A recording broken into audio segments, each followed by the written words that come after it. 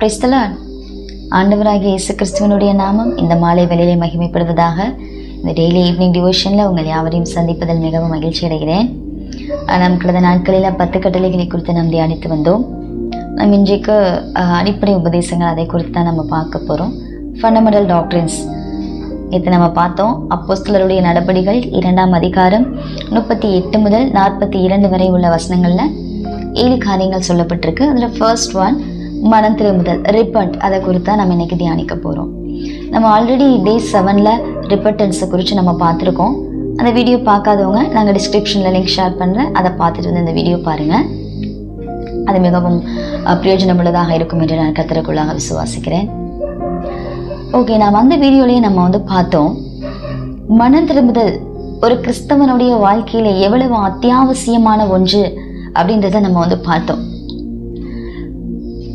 அதே போல ஒரு 1-2 காரியங்களை மாத்திரம், ஒரு 2 எக்ஸாம்பிள்ஸ் மாத்திரம் நம்ம பார்த்துட்டு நம்ம கடந்து செல்லலாம். நம்ம வேதத்தில் புதிய ஏற்பாட்டில் பார்க்கும் பொழுது 3 நபர்கள் மனம் திரும்புதலை குறித்து பிரசங்கித்ததை நம்ம பார்க்கிறோம். முதலாவதாக யோவான் ஸ்நானகன் பிரசங்கிக்கிறத பார்க்கிறோம். மத்தேயு எழுதின சுவிசேஷ புத்தகம் 3ஆம் அதிகாரம் 2வது வசனத்துல மனம் திரும்புங்கள், தேவனுடைய ராஜ்யம் சமீபமா இருக்கிறது அப்படின்னு சொல்லி அவர் பிரசங்கிக்கிறார். அடுத்து நம்ம ஆண்டவராகிய இயேசு கிறிஸ்து மத்தேயு எழுதின சுவிசேஷ புத்தகம் 4ஆம் அதிகாரம் 17வது வசனத்திலும் மார்க் 1ஆம் அதிகாரம் 15வது வசனத்திலும் காலம் நிறைவேறிற்று, தேவனுடைய ராஜ்யம் சமீபமாயிற்று, மனம் திரும்பி சுவிசேஷத்தை விசுவாசியுங்கள் அப்படின்னு சொல்லி அவர் பிரசங்கிக்கிறார். நம்ம அடுத்து 3 பேதுரு அந்த அப்போஸ்தலர் 2ஆம் அதிகாரம் 38வது வசனத்துல மனம் திரும்பி அப்படின்னு சொல்லி பிரசங்கிக்கிறார். அப்போ வேதத்துல நம்ம வாசிக்கும் பொழுது நிறைய ஜனங்கள், நிறைய நபர்கள் மனம் திரும்பினார்கள். மனம் திரும்பி அவர்கள் தேவன்கிட்ட இன்னும் அதிகமாக கிட்டி சேர்ந்தார்கள் அப்படின்னு நம்ம வாசிக்கிறோம். அதுல ஒரு 2 நபர்களுடைய சம்பவங்கள் மாத்திரம் நம்ம பார்த்துட்டு நாம் கடந்து செல்லலாம். அதுல முதலாவதாக பேதுருவினுடைய சம்பவங்கள் எல்லாமே நமக்கு தெரியும். ஆண்டவராகிய இயேசு கிறிஸ்துவை அவர் இது யாருன்னு எனக்கு தெரியாது அப்படின்னு சொல்லி இவன் சபிக்கவும் சத்தியம் பண்ணவும் தொடங்கினான் அப்படின்னு சொல்லி நம்ம வேதத்துல வாசிக்கிறோம். வேலைக்கார பெண்கள் கேட்குறாங்க, நீயும் இவனும் கலிலேயன் தான், அந்த இயேசுநாதர் கூட இவர் இருந்தாரு, இவன் இருந்தான், நான் பார்த்துருக்கேன், இவனுடைய பேச்சு எல்லாமே அப்படி இருக்கு அப்படின்னு சொல்லி கேட்கும் பொழுது, இல்ல அவர் எனக்கு யாருன்னே தெரியாது, நான்லாம் அவர் கூட இல்லை அப்படின்னு சொல்லி அவன் மறுதளிக்கிறான். 3 தரம் அந்த மாதிரி அவர் யாருன்னே எனக்கு தெரியாது அப்படின்னு சொல்லி அவன் சபிக்கவும் சத்தியம் பண்ணவும் தொடங்கினான் அப்படின்னு நம்ம வேதத்துல வாசிக்கிறோம்.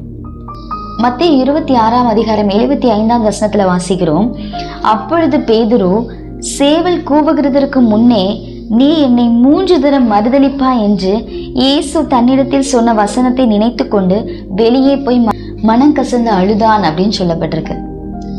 அப்ப பாருங்க, அவள் மறுதளிச்சிட்டான். ஆண்டவரை யாருன்னே தெரியாது அப்படின்னு சொல்லி அவன் மறுதளிச்சிட்டான்.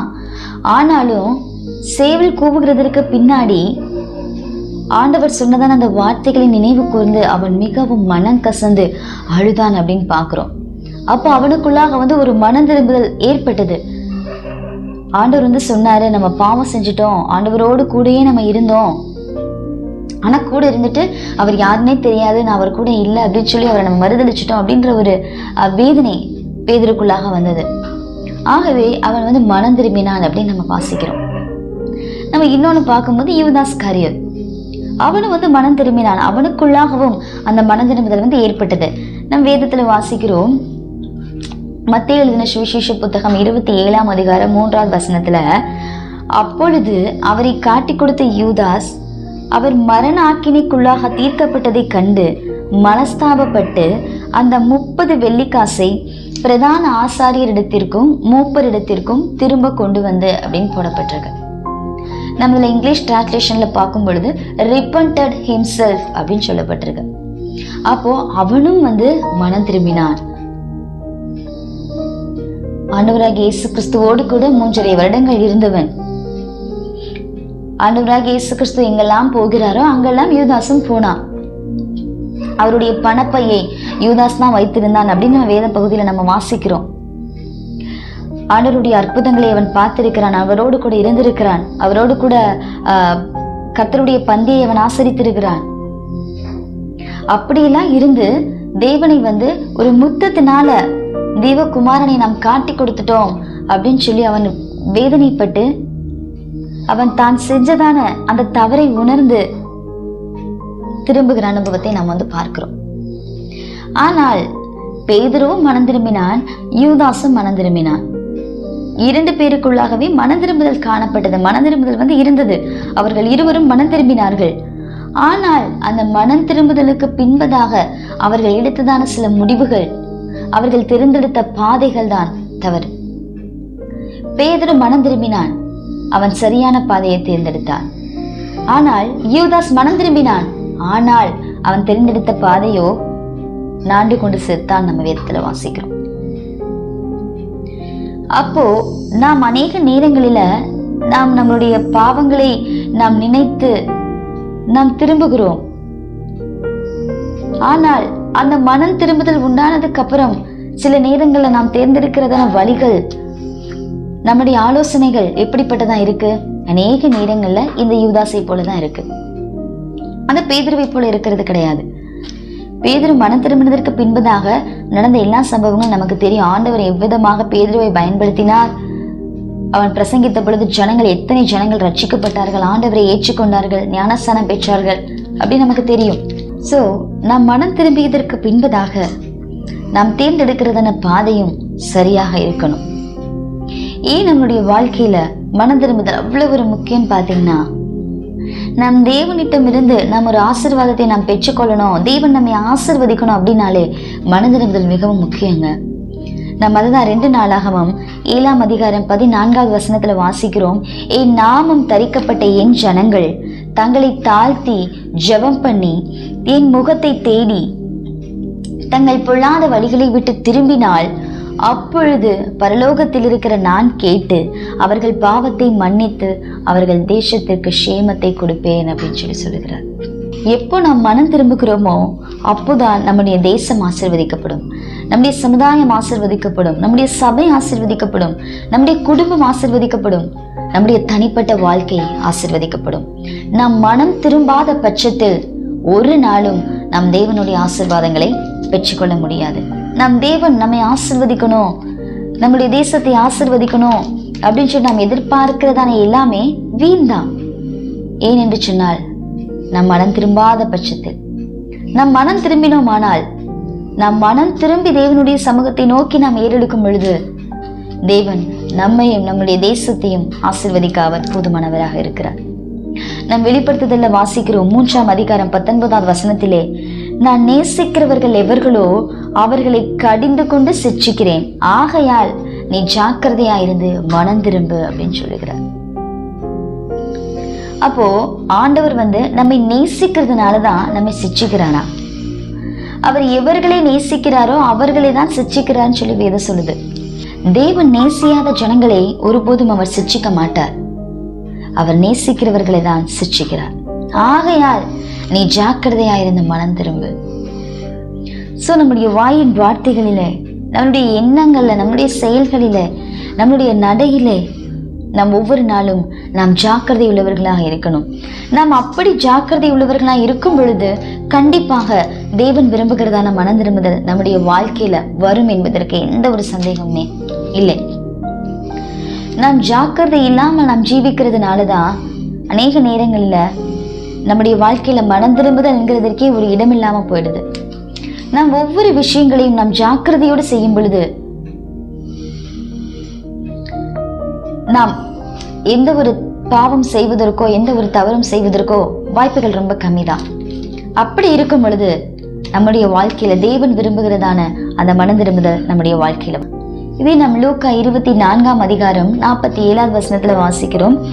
மனம் திரும்புதலும் பாவ மன்னிப்பும் எருசலேமில் இருந்து எல்லா ஜனங்களுக்கும் எல்லா தேசங்களுக்கும் பிரசங்கிக்கப்பட்டது அப்படின்னு சொல்லி வாசிக்கிறோம். அப்போ அன்றைக்கு ஆதி அப்போஸ்தலருடைய நாட்களில பாவ மன்னிப்பை குறித்தும் மனம் திரும்புதலை குறித்தும் பிரசங்கித்தார்கள். எருசலேமில மாத்திரம் பிரசங்கிக்கப்படல, எருசலேம் துவங்கி எல்லா தேசத்துக்கும் எல்லா ஜனங்களுக்கும் பிரசங்கிக்கப்பட்டதை நம்ம வாசிக்கிறோம். ஆனால் இன்றைக்கு நம்ம பார்த்தோம்னா நிறைய இடங்களிலே மனம் திரும்புதலை குறித்ததான வார்த்தைகள் சத்தியங்கள் போய் சேர்றது கிடையாது. அது நிறைய பேர் கேட்டாலும் அதை கேளாதவர்கள் போலதான் என்ன பண்றோம், அநேக நேரங்கள்ல நாம் இருந்து கொண்டிருக்கிறோம். இன்றைக்கும் மனம் திரும்புதலை குறித்தும் பாவ மன்னிப்பை குறித்தும் ஒவ்வொரு சபைகளிலும் போதிக்க வேண்டியது, சத்தியத்தை சொல்ல வேண்டியது மிகவும் முக்கியமான ஒன்றாக இருக்கு. ஏன்னா நாம் கடைசி நாட்களில் வாழ்ந்து கொண்டிருக்கிறோம். நாம் தேசத்துல பார்த்தோம்னா எங்க பார்த்தாலும் கொலைகள், கொள்ளைகள், பஞ்சம், கொள்ளை நோய்கள், சண்டைகள், பிரச்சனைகள், போர்கள் இதான் நடந்து கொண்டிருக்கு. இந்த கடைசி நாட்களிலே மனம் திரும்புதலும் பாவ மன்னிப்பை குறித்து போதிக்க வேண்டியதும் மிகவும் அவசியமான ஒன்றாக இருக்கு. ஆகவே நாம் மனம் திரும்புதலை குறித்து ஒவ்வொரு நாளும் நம் ஜனங்களுக்கு சொல்ல வேண்டியது மிகவும் அவசியம். அதை கேட்கிறவர்கள் அதை தங்களுடைய வாழ்க்கையில செயல்படுத்துவது மிகவும் அவசியம். அதை தான் தேவன் விரும்புகிறார். நம்ம அப்போஸ்தலர் 17ஆம் அதிகாரம் 30வது வசனத்துல வாசிக்கிறோம், அறியாமையுள்ள காலங்களை தேவன் காணாதவர் போல் இருந்தார், இப்பொழுதோ மனம் திரும்ப வேண்டும் என்று எங்குமுள்ள மனுஷர் எல்லாருக்கும் கட்டளை இடுகிறார் அப்படின்னு சொல்லப்பட்டிருக்கு. அப்ப பாருங்க, நமக்கு நேராக மனம் திரும்புதலை குறித்ததான சத்தியம் கடந்து வராததற்கு முன்பு, ஆண்டவராக இயேசு கிறிஸ்துவை அறியாததற்கு முன்பு, இதுதான் உண்மையான சத்தியம் அப்படின்னு தெரியாததற்கு முன்பு நாம் செய்ததான எல்லா காரியங்களையும் அறியாமையுள்ள அந்த காலங்களை தேவன் எப்படி இருந்தாராம், கண்டும் அவர் காணாதவர் போல் இருந்தாராம். ஆனால் எப்போ தேவனுடைய வார்த்தை நமக்கு சரியான முறையில பிரசங்கிக்கப்பட்டதோ, என்னைக்கு தேவனுடைய வார்த்தை சரியாக நமக்கு நேராக வந்ததோ, என்னைக்கு பாவ மன்னிப்பை குறித்தும் மனம் திரும்புதலை குறித்தும் நம்முடைய செவிகளில் தேவனுடைய சத்தம் கேட்கப்பட்டதோ, அப்பொழுதே மனம் திரும்ப வேண்டும் என்று தேவன் நமக்கு கட்டளையிடுகிறார். நாம் அநேக நேரங்களில் யோசிக்கிறோம், தேவன் கொடுத்ததான் அந்த 10 கட்டளைகள் தான் கட்டளைகள், அதுதான் நம்ம ரொம்ப அதை ஃபாலோ பண்ணணும், தேவன் சொன்ன காரியங்களை நம்ம செய்யணும், கூடாதுன்னு சொன்ன காரியத்தை நம்ம செய்யக்கூடாது அப்படின்னு ஆனால் நாம் இந்த இடத்துல வாசிக்கிறோம், நாம் மனம் திரும்புவதும் தேவன் ஒரு ஆப்ஷனலாக நமக்கு சொல்லாமல் அவர் ஒரு கமாண்டாக சொல்லுகிறார், அவர் கட்டளை இடுகிறார். ஆகவே நம்முடைய அனுதின வாழ்க்கையில நாம் மனம் திரும்புவது கட்டளையாக இருக்கிறபடியினாலே நாம் என்ன பண்ணணும், ஒவ்வொரு நாளும் நாம் மனம் திரும்புகிறதான அனுபவத்திற்குள்ளாக நாம் கடந்து வரணும். எரோல் ஹில்ஸ் அப்படிங்கிறதான ஒரு நபர் சொல்லுகிறார், repentance is the turning of the whole heart from sin and Satan to serve God in newness of life அப்படின்னு இப்போ பாருங்க, மனம் திரும்புதல் அப்படின்றது தன்னுடைய முழு இருதயத்தோட சாத்தானிடமிருந்தும் அவனுடைய பாவத்திலிருந்தும் திரும்பி நம்முடைய ஒரு புதிய வாழ்க்கையோட தேவனுக்கு செய்கிறதான ஒரு சேவை, தேவனுக்கு செய்கிறதான ஒரு பணிதான் மனம் திரும்புதல் அப்படின்னு அந்த மனிதன் சொல்லுகிறார். அப்போ நம்மளுடைய அனுதின வாழ்க்கையில நம்ம என்ன பண்ணணும், இதை பிராக்டிஸ் செய்யறவங்களா நம்ம இருக்கணும். ஸோ நம்முடைய அனுதின வாழ்க்கையில இந்த மனம் திரும்புதல் காணப்படணும். நம்ம அப்போஸ்தலர் நடபடிகள் 11ஆம் அதிகாரம் 18வது வசனத்துல வாசிக்கிறோம், இவைகளை அவர்கள் கேட்ட பொழுது அமர்ந்திருந்து, அப்படியானால் ஜீவனுக்கு ஏதுவான மனம் திரும்புதலை தேவன் புறஜாதியாருக்கும் அருளி செய்தார் என்று சொல்லி தேவனை மகிமைப்படுத்தினார்கள் அப்படின்னு சொல்லப்பட்டிருக்கு. அப்ப பாருங்க, இங்க மனம் திரும்புதலை குறித்து என்ன சொல்லுதுன்னா, ஜீவனுக்கு ஏதுவான மனம் திரும்புதல் அப்படின்னு சொல்லப்பட்டிருக்கு.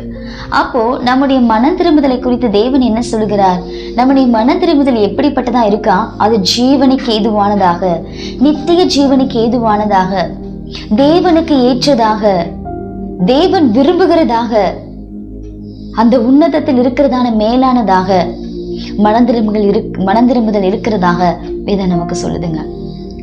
அப்படி நம்மளுடைய மனம் திரும்புதல் ஜீவனுக்கு ஏதுவானதாக இருக்கும் பொழுது நாம் தேவனை மகிமைப்படுத்துவோமா? அப்படி ஜீவனுக்கு ஏதுவான மனம் திரும்புதல் இல்லாத பட்சத்தில் ஒரு நாளும் நாம் தேவனை என்ன பண்ண முடியாது, உண்மையாக நாம் தேவனை மகிமைப்படுத்த முடியாது. ஏதோ கடமைக்காக நாம் எல்லாரோடு சேர்ந்து எல்லாரையும் போல நம்ம என்ன பண்ணலாம், பாடல் பாடி ஆராதிச்சுட்டு தேவ வார்த்தைகளை கேட்டு நம்ம தியானிச்சுட்டு கேட்டுட்டு போலாம். ஆனால் உண்மையாக நாம் தேவனை மகிமைப்படுத்துவது எப்போ அப்படின்னா, ஜீவனுக்கு ஏதுவான அந்த மனம் திரும்புதல் நம்மிடம் வரும் பொழுதுதான் நாம் தேவனை உண்மையாக மகிமைப்படுத்த முடியும். அப்போ இன்றைக்கு தேவன் நம்மிடம் எதிர்பார்க்கிறதான ஒரு காரியம் அதுதான், நம்முடைய மனம் திரும்புதல் ஜீவனுக்கு ஏதுவான மனம் திரும்புதலா இருக்கணும். சோ நம்முடைய மனம் திரும்புதல் ஜீவனுக்கு ஏதுவான மனம் திரும்புதல் என்று சொல்லி ஆண்டவர் சொல்லுகிறார். இப்போ ஜீவனுக்கு ஏதுவான மனம் திரும்புதலை பெற்றுக்கொண்ட நாம் தேவனை உண்மையாக நாம் மகிமைப்படுத்தும் பொழுது தேவன் தருகிற ஆசீர்வாதத்தை நம்மால் பெற்றுக்கொள்ள முடியும். தேவன் தாமே இந்த வார்த்தைகளின் மூலமாக உங்கள் ஒவ்வொருவரையும் ஆசீர்வதிப்பாராக. ஆமென். God bless you. Thank you.